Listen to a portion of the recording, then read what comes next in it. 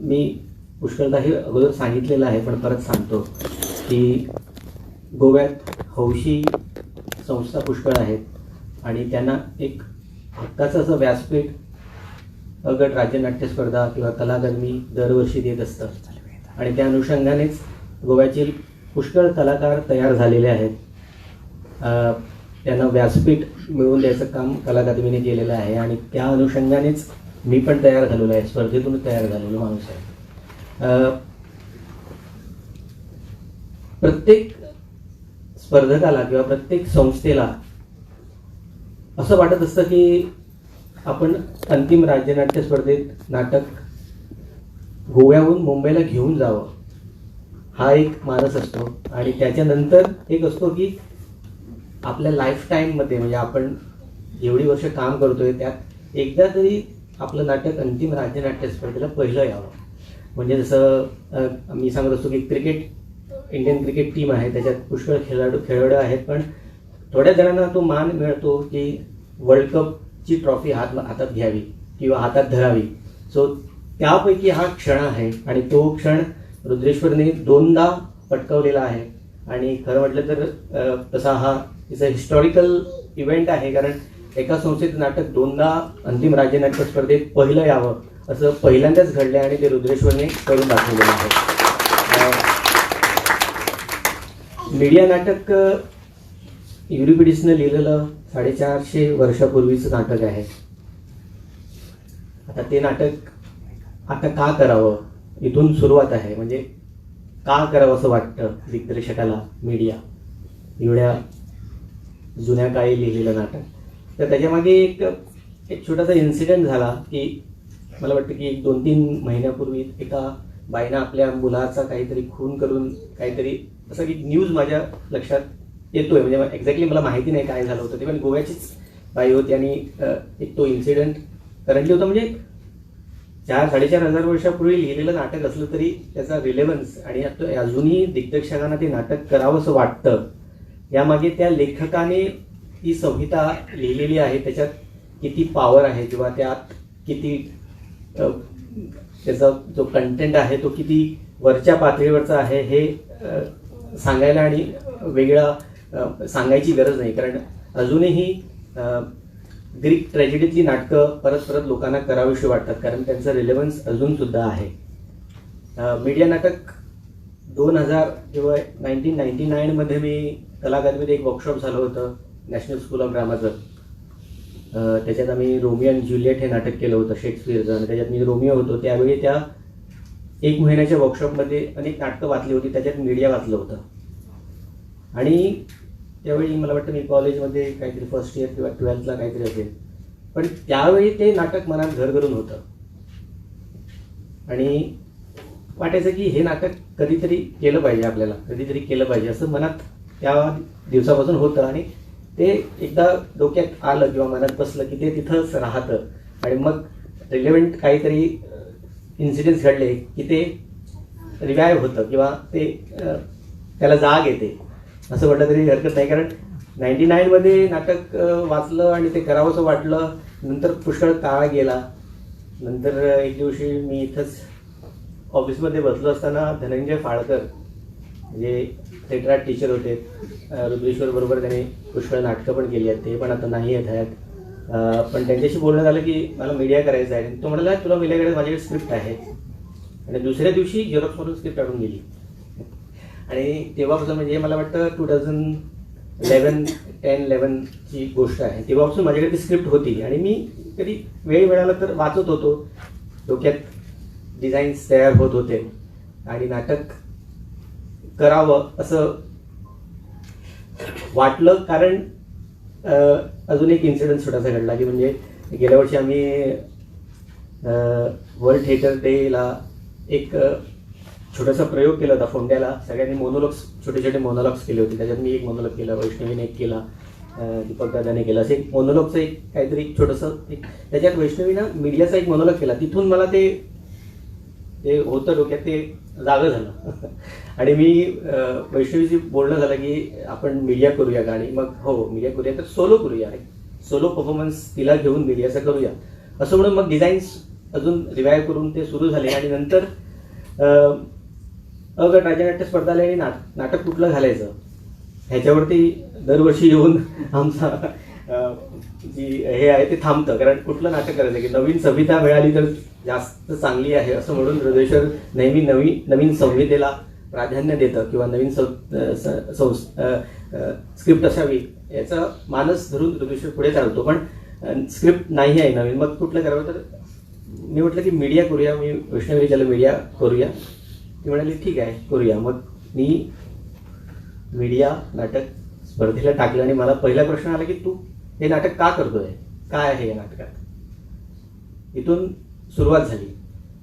पण माझ्या डोक्यातले डिझाईन्स जे तयार होते, म्हणजे व्हिज्युअल्स जे तयार होते, म्हणजे काय आहे की ग्रीक नाटक म्हटल्यानंतर क्लासिकमध्ये येतं.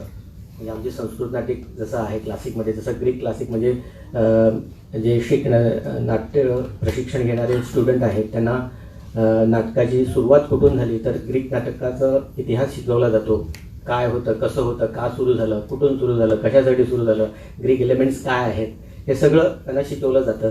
सो क्लासिक नाटक असल्या कारणानं खूप प्रेशर आहे, खूप त्याप्रमाणे ते झालं पाहिजे, त्या लेवलचं ते झालं पाहिजे. नाहीतर ते एकतर म्हणजे आता मी एकदम वरती गेलो तसं एकदम वरती जाऊ शकतं, नाहीतर ते एकदम रसातळाला पण जाऊ शकतं. अशा तऱ्हेचं ते नाटक आहे. आणि करताना डोक्यात प्लॅन्स होते, म्हणजे आयडियाज होत्या, डिझाईन्स तयार होते, पण ते एक्झिक्यूट करणंही तेवढंच जिकिरीचं काम होतं. म्हणजे खूप टफ होतं, कारण टीम तशी बिल्ड व्हायला हवी. कारण ग्रीक नाटक असल्या कारणानं कलाकार त्या म्हणजे ते त्या क्लासिक ड्रामामध्ये सूट होणारे पाहिजे. कारण नाहीतर ते मग उगाच कुठल्या तरी लहान मुलांना आणून ते नाटक केलं असं न वाटता ते त्या लेवलचं झालं पाहिजे. या अनुषंगाने मग कास्टिंगची सुरुवात झाली. मग त्यामुळेच दीपक आमोणकर सिनियर ॲक्टर आहेत हृदयेश्वरचे, त्यांना कास्ट करण्यात आलं. आणि मग बाकीचे कास्ट तसे छोटे आहेत पण व्हेरी इम्पॉर्टंट कॅरेक्टर्स. आणि मीडिया नाटक करताना मीडियाचा एक चित्र लोकांच्या, म्हणजे ज्यांना माहिती आहे मीडिया, ग्रीक नाटक माहिती आहे, ज्यांना मीडिया वाचलेलं आहे, त्यांच्या डोक्यात एक मीडियाबद्दलचा एक थॉट तयार झालेला असतो. कारण ती आपल्याच मुलांना नाटकात मारते, मग ती कसल्या स्तरावरची बाई असेल, ती एक चेटकीन आहे आणि हे असं एक विचित्र, एक काय म्हणतात त्याला, एक चित्र ते तयार झालेलं आहे लोकांच्या डोक्यात. तर ते चित्र पुसून, कारण मीडिया या नाटकामध्ये ती मीडिया जशी विलन आहे तशी ती विक्टीम पण आहे. She is a victim and she is a villain. So ते दोन्ही सांभाळून तिला न्यूट्रल करून कसं लोकांपर्यंत पोहोचवायचं ह्याच्यावरती खूप विचार केला. आणि त्या अनुषंगानेच नाटक करायचं. कारण तिला विलन दाखवणं त्याच्यात एकदम इझी आहे, कारण आपल्याच मुलांना मारते मग ती विलनच आहे हे दाखवणं खूप सोपं होतं. पण ती विक्टीम पण आहे आणि मग विलन आहे हे दाखवणं खूप मुश्किल होतं आणि जिकिरीचं काम होतं. आणि ते त्या तऱ्हेनं आणि त्या लेवलवरती नेऊन ते सांगणं हे खूप जिकिरीचं काम होतं. आणि ते मला वाटतं की माझ्या कलाकारांनी माझ्यावरती विश्वास ठेवला की मी जे काय सांगत होतो, म्हणजे माझ्या डोक्यात जे प्लॅन्स होते किंवा मला त्या स्टाईलने ते नाटक लोकांपर्यंत पोहोचवायचं होतं. म्हणजे ग्रीकमधले थोडे एलिमेंट्स आहेत, म्हणजे मास्क आहे, कोरसचा वापर आहे, मग त्यांचं unity of time, space, action हे सगळं घेऊन त्या विचार झाला. म्हणून ते व्हिज्युअल्स तयार करणं, मग ॲक्टर्स बरोबर डिस्कशन करून रिअलिस्टिक नको आहे, रिअलिस्टिकच्या एक स्टेप मला वरती पाहिजे, म्हणजे पोस्चर्स, त्यांच्या जेस्चरवरती काम करणं, हे सगळं करून माझ्या टीमनं मला एवढा चांगला सपोर्ट दिला. रिहर्सल्स एवढ्या चांगल्या होत होत्या, म्हणजे रिहर्सल त्याला जाण्यापूर्वी माझ्या डोक्यात काहीतरी ठरलेलं असतं आणि ते मी तिथं जाऊन एक्झिक्यूट करतो. आणि ते एक्झिक्यूट तेव्हा सक्सेसफुल होतं जेव्हा ते ॲक्टर्स तिकडे आहेत जे माझ्याबरोबर काम करत आहेत, त्यांचा पूर्ण विश्वास डायरेक्टरवर असेल. आणि मला वाटतं की मला जी टीम मिळाली होती, मग कोरसमध्ये मी कोरसला परत सांगत होतो की तुम्ही कोरस समजू नका, chorus is a main character of Medea. सगळ्यात इम्पॉर्टंट कॅरेक्टर जर मीडिया तुम्हाला वाटत असेल तर नाही आहे, तो कोरस आहे असं सांगून त्या कोरसला व्यवस्थित त्या सीनमध्ये कसं इंटिग्रेट करता येईल. तर खूप खूप म्हणजे तुम्ही वाचाल तर it's very difficult script to direct. कारण तसं बघायला गेलो तर ग्रीक नाटक खूपच डिफिकल्ट असतं. ब्लॉकिंग किंवा एकूण बाकीच्या सगळ्या म्हणजे एलिमेंट्स, त्यांचे एलिमेंट्स ठेवून जर तुम्ही बसवला गेलं नाटक तर खूप डिफिकल्ट असतं नाटक. कारण chorus all the way is on stage. मग त्या कोरसला तू काय करणार? प्रत्येक सीनमध्ये कोरस आहे, प्रत्येक सीनमध्ये कोरस आहे. मग त्याला तुम्ही कसं ट्रीटमेंट करणार? इथून ती सुरुवात होऊन त्यांना व्यवस्थित त्या सीनमध्ये ब्लेंड करून कसं करता येईल. मग टेक्निकल गोष्टींवरती खूप रिसर्च करावा लागतो. कारण कॉस्ट्युम पासून त्यांची ज्वेलरी, मग प्रॉपर्टीज, याच्यावरती पुष्कळ काम झालं आणि खूप अगोदर काम झालं. म्हणजे मला वाटतं की आम्ही एवढी रिहर्सल्स कधी कॉस्ट्युममध्ये घेत नाहीत, पण आमच्या नाटकाची मला वाटतं मीडियाची एकूण 10 ते 15 रिहर्सल कॉस्ट्युममध्ये झाले आहेत. मग ते कॉस्ट्युम कॅरी करणं, कारण ते कॉस्ट्युम आम्ही एरवी वापरत नाही, तर ते कॅरी करण्यासाठी दररोज कॉस्ट्युम घेऊन येणं, बॅग्स घेऊन येणं, सगळ्यांना कॉस्ट्युम घालायलाच मला वाटतं की 40 मिनिटं अगोदर रिहर्सलची कॉस्ट्युम घालण्यासाठीच लागत होती आणि मग रिहर्सल सुरू होत होती. म्हणजे एवढं काम डिटेलमध्ये त्या प्रोडक्शनवरती केलं रुद्रेश्वरने माझ्यावरती विश्वास दाखवला आणि सगळ्या कलाकारांनी मला जे पाहिजे होतं ते देण्याचा प्रयत्न केला. कारण कसं काय असतं, मला माझं प्रोडक्शन असलं आणि पहिलं आलं तरी सुद्धा मी कधी सॅटिस्फाय नसतो. पण ह्या बाबतीत, ह्या नाटकाच्या बाबतीत मला रिहर्सल प्रोसेस एवढा चांगला वाटत होता की मला आय वॉज व्हेरी कॉन्फिडंट की हे नाटक क्लिक होणार. सगळ्यात पहिला त्याच्यामधला मागचा हे होता की हे वेगळं नाटक असेल. म्हणजे स्पर्धेत क्लासिक किंवा संस्कृत नाटकं कोणी करण्याचं धैर्य करत नाही. म्हणजे मी मुंबईला जेव्हा गेलो तेव्हा मला पुष्कळ जणांनी विचारलं की तू ग्रीक नाटक घेऊन आलायस, ग्रीक नाटक तुम्हाला मी म्हटलं की हो, चॅलेंजिंग घ्यायला रुद्रेश्वरला आवडतात आणि रुद्रेश्वरचे पैसे पण जास्त या प्रोडक्शनमध्ये मी खर्च केले आहेत. कारण त्याप्रमाणे ते झालं पाहिजे होतं. म्हणजे आणि रुद्रेश्वरने बजेटच्या बाबतीत कधीच हात मागे घेतला नाही. जे पाहिजे आहे ते देण्याचा आणि ते देऊन मला फ्री हँड दिला आणि त्यामुळे ते प्रोडक्शन व्यवस्थित झालं. इथं नाटक पहिलं आलं तेव्हा मला वाटतं की इथं जेव्हा नाटक पहिलं आलं तेव्हाच माझ्या डोक्यात होतं की हे नाटक अंतिमला स्टँड होईल. कारण इथून मुंबईला जाणं, म्हणजे इथून नाटक मुंबईला जाणं हेच महत्वाचं असतं आणि माझ्या डोक्यात मुंबईच होतं.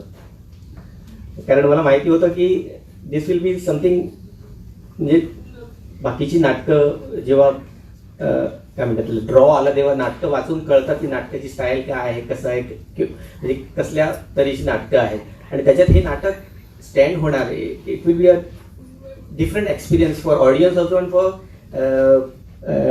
जजेस होतो, हे मला माहिती होतं. पण इथून ते गेलं पाहिजे एवढंच म्हणत होतं. म्हणून इथं जेव्हा नाटक पहिलं तेव्हा मी एकदम खुश होतो आणि अंतिमचा रिझल्ट आला तेव्हा मी होतो खुश. पण मला आय वॉज नोईंग की हे स्टँड होणार. पण पहिला आला तर अंतिमला गोव्याची हॅट्रिक होणार ही समाधान होतं आणि ते आम्हाला मिळालं आणि रुद्रेश्वरने ते करून दाखवलं. मी सगळ्या टीमचे बॅकस्टेज आर्टिस्ट ज्या लोकांनी हे नाटक उभं करण्यासाठी मला मदत केली, सगळे ॲक्टर्स यांनी माझ्यावर विश्वास दाखवला. टेक्निकल टीम बरोबर काम करताना म्हणजे योगेश कापडी, सेट डिझाईन, मला वाटतं की रिहर्सल ब्लॉकिंग होण्या अगोदर सेट डिझाईन कन्फर्म होता की हेच आम्ही करणार. मग त्याच्यात बदल काहीच झालेला नाही. एवढं त्याचं डिझायनिंग परफेक्ट होतं आणि ठरलेलं होतं की हेच करणार. हे जे डिझाईन्स तयार होते आणि मला वाटतं म्हणूनच हे नाटक स्टँड झालं.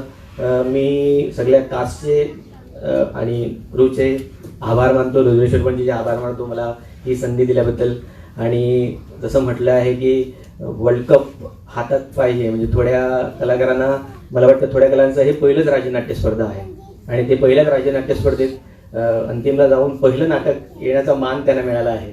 आणि ह्या नाटकात दीपक सिनियर, म्हणजे जसं सिनियर ॲक्टर होते, त्याच्यानंतर मी, योगेश जोशी किंवा अजून कलाकार आहेत, ती सेकंड जनरेशन होती आणि एक थर्ड जनरेशन म्हणून होती लहान, म्हणजे पर्व आणि अधीरय, म्हणजे 3 जनरेशन मिळून एक नाटक करत होते. आणि मला पर्वचं इथं स्पेशल मेन्शन करावं वाटतं, कारण अजून लहान आहे पण एवढा सिन्सिअर ॲक्टर आहे.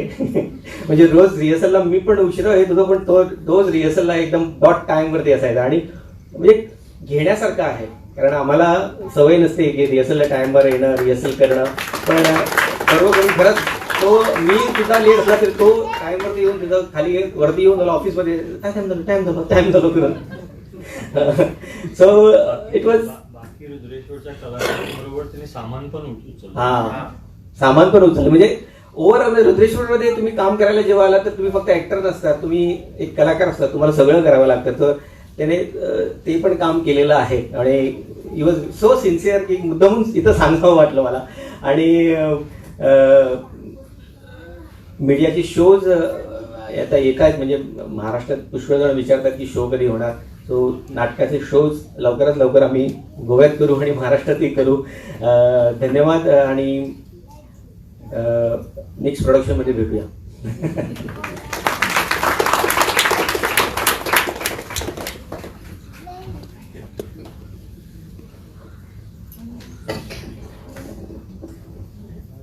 सतीश भाई, तुमचा अनुभव ऐकल्यानंतर नक्कीच आम्हाला समजतंय की किती डिफिकल्ट हा प्रवास होता, पण हा प्रवास यशस्वी रूपी गाठला आणि त्याचे यशही आम्हाला मिळाले. या विशेष क्षणी आपल्यासोबत असलेल्या मान्यवरांपैकी एक खास व्यक्तिमत्व ज्यांनी स्वतः रंगभूमीवर भरीव योगदान दिले आहे आणि अनेक नव्या कलाकारांना घडवले आहे, ते म्हणजे आपले आदरणीय श्री राजेश पेडणेकरजी. श्री राजेश पेडणेकर हे केवळ नावाजलेले रंगकर्मीच नाही, तर नाट्यविश्वातील एक अनुभवी मार्गदर्शक आणि प्रेरणादायी व्यक्तिमत्व आहे. त्यांच्या शब्दातून मिळणाऱ्या प्रेरणेचा आम्ही सर्वांना मोठा फायदा होईल. मी विनम्र विनंती करते श्री राजेश पेडणेकर सर यांनी व्यासपीठावर येऊन आपले विचार मांडावे.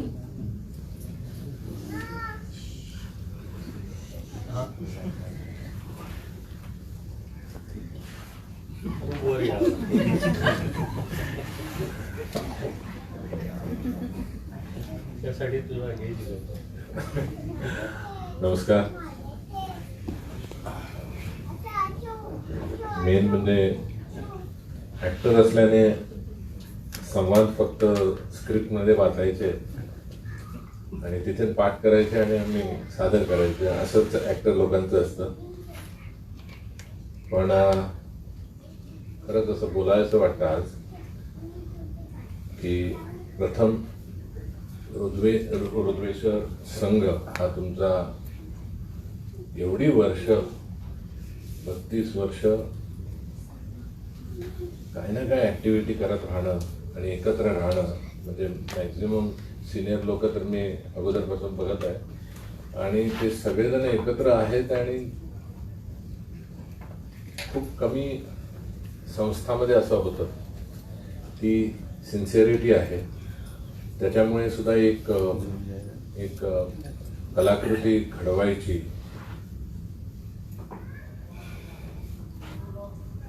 एक ऊर्जा मिळते आणि त्याच्यातूनच कितीतरी पिढ्या, तर तुम्ही सांगितलं जसं सिनियर, मिड, पर्वसारखे छोटे छोटे दिसत आहेत ॲक्टर्स असतील, टेक्निशियन असतील, ते म्हणजे तुमची पुढची पिढी तुम्ही ऑलरेडी तयार करायला सुरू केली आहे.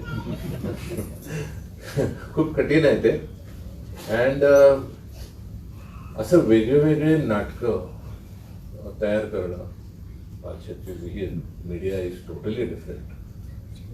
त्याच्यामध्ये सुद्धा ठसा उमटवणं ही विमानाची गोष्ट आहे आणि त्यासाठी रुद्रेश्वरांचे सगळ्याचे म्हणजे अभिनंदन की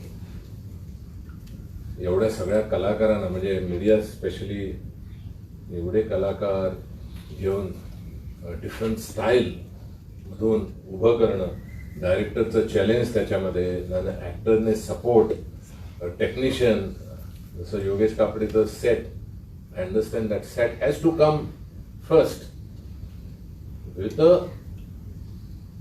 डायरेक्टर बरोबर डिस्कशन करून अँड देन ते सुरू करणं, बिकॉज तिथे मिस होऊ शकत नाही. कारण का तरच काही डायरेक्टर नंतर तर काही लेवल्सवर काम करणार, लेवल्सवर ब्लॉकिंग करणार.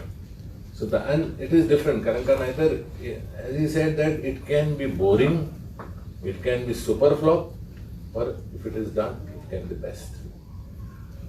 कारण का लोक म्हणतील अरे ग्रीक आले.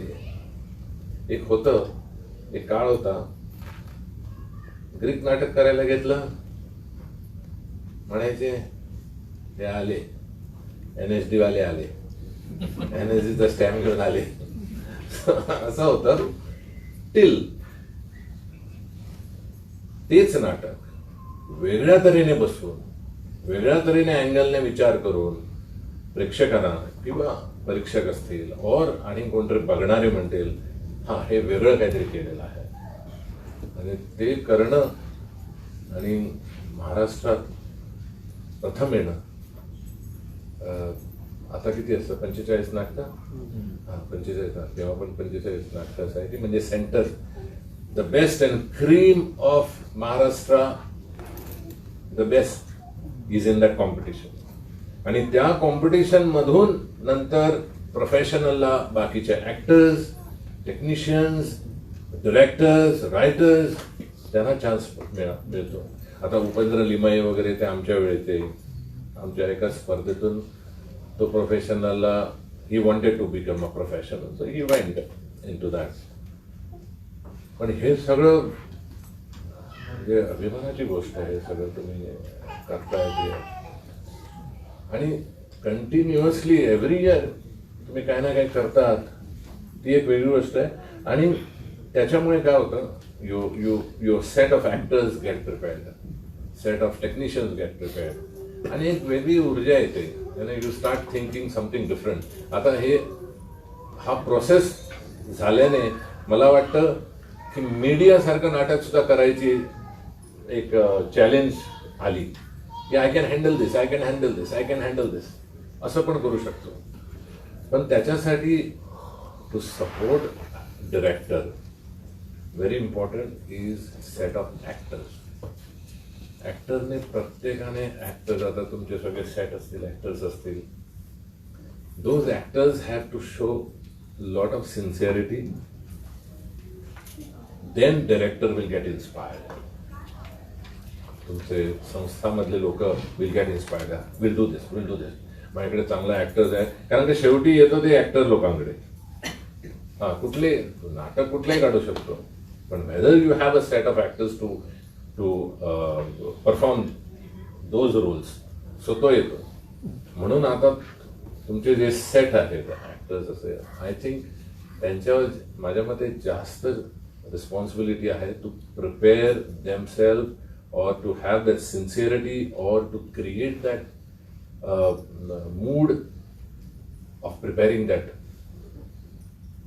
any role, character which is given.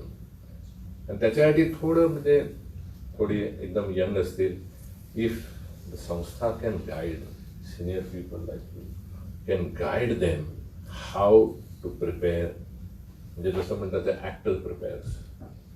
So how you can develop, how you can do that, and actor should also come to them. म्हणजे ऍक्टर लोकांनी पण सिनियर लोकांकडे यावं, कसं मी हे असं आहे रोल, असं करू, कसं करू, असं करू, कसं करू. म्हणजे ऍक्च्युली तुम्ही यांना त्रास द्यायचा, तसं बघायला गेलं तर. म्हणजे आम्ही तसं, माझं राजू शिंदेबरोबर जास्त संबंध होता. म्हणजे राजू शिंदे मला म्हणायचं सगळा पिडतो रे आणि हावरट आहे म्हणायचं, because I wanted to perform well. मला पाहिजे होतं नाही, मला ते तसंच व्हायला पाहिजे तसं कर. मग त्याला तो त्रास म्हणत नव्हता. आणि कोणालाही तुम्हाला कोणा आले तर it won't be, actually it was his revision, it was his revision of creating, because he was also an actor or director. So for him also it was revision. So when somebody comes to you, so it will be also revision for you. Okay?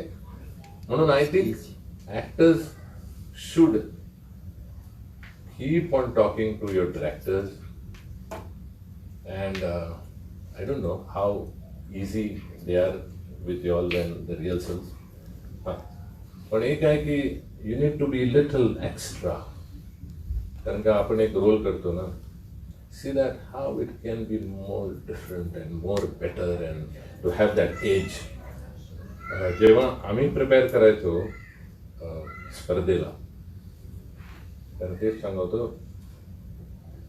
My motive और माय attitude असं होता की आम्ही सगळ्यांना आमच्या ग्रुपला सांगायचो, we are not preparing for Goa, we are preparing for Maharashtra.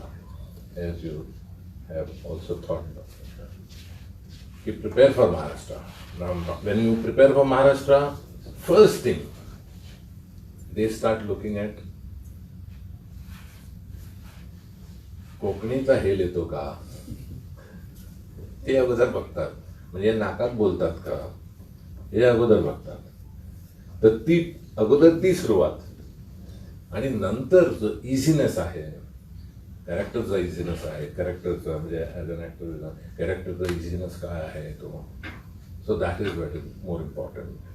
आणि ऑफकोर्स नाटकाला प्रॉम्प्टर वगैरे आता कुठल्याच स्पर्धेच्या नाटकाला नसेल असं वाटतंय मला, कारण का you can see in your आयज, audience can see in your आयज, कारण का कान एकीकडे असतो ना, तर लगेच कळतं. सो तसं I think the preparation of play won't start only from the director. Director only can guide, but the main comes from the actor's response and going beyond the instructions of the director. जे director जे सांगत असतो त्याच्या पुढे तुम्ही काय करू शकता, and also script going beyond the lines. पण त्याच्यासाठी ऑफकोर्स रात्री बसणं, स्क्रिप्ट घेऊन बसणं, how you can do that and all. I think because Deepak is the actor, is all the actor, I think they can guide you better. पण main thing you should talk to them. ते त्रास होईपर्यंत विचार करू नका त्रास होतोय म्हणून, तेही त्रास होणार, त्यांनाही त्रास होत नसणार तो, पण त्यांनाही बरं वाटेल that there is a understanding, interaction which is going with an actor. आता जास्त काही बोलत नाही. And in fact, I am excited. म्हणजे बक्षीस काय टोकन ऑफ एप्रिशिएशन द्यायला, बिकॉज मला माहिती आहे की प्रथम पारितोषिक मिळणं मुंबईमध्ये म्हणजे फायनल्सला काय असतं ते मी एक्सपिरियन्स केलेलं आहे.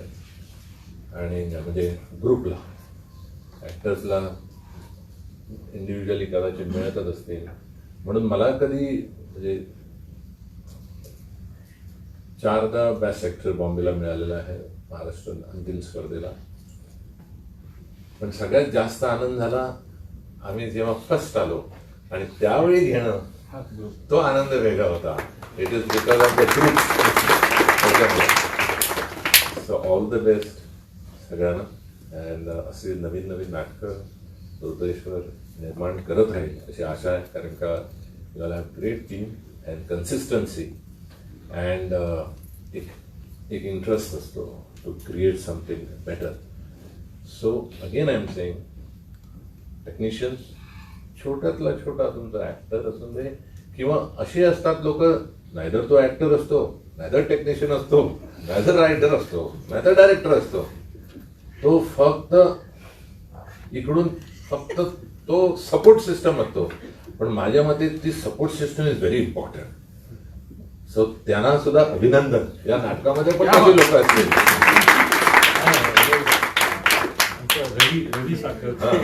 कारण का ते आमच्यामध्ये पण होते, पुंडलिकराव देसाई होते, हे होते. आम्हाला ते इन्स्पिरेशन होतं. आम्हाला काहीच करायची गरज पडायची नाही त्यांच्या, बाकीचं everything paper somebody else is. आणि तो सगळ्यात सिरियस, तो असा सिरियस असायचा, त्याला बघूनच चांगलं केलं पाहिजे, म्हणजे हा तोडेल का आपल्याला, हे करेल का. आणि फटकळ जास्त करू असतात, म्हणजे कुठली बघत तसे होते एकदम फटकळ, तुम्ही रिहर्सल टाइम आहे ना, या अरे चाय होणार. सो दे आर किरकिर master, but that is very good for the team, because you require such people in order to have a great production. म्हणून त्यांचं सुद्धा अभिनंदन कर. नॉट ओनली ते फोटोग्राफमध्ये स्टेजवर असतील त्यांना वगैरे बक्षिसं मिळतात, पण ह्याला बक्षिसं कोण? म्हणून आज I am excited to give awards, I would call that awards, to such people who are not seen anywhere, but they are the pillars. Correct. So that is what. And congratulations again. Abhinandan. Thank you.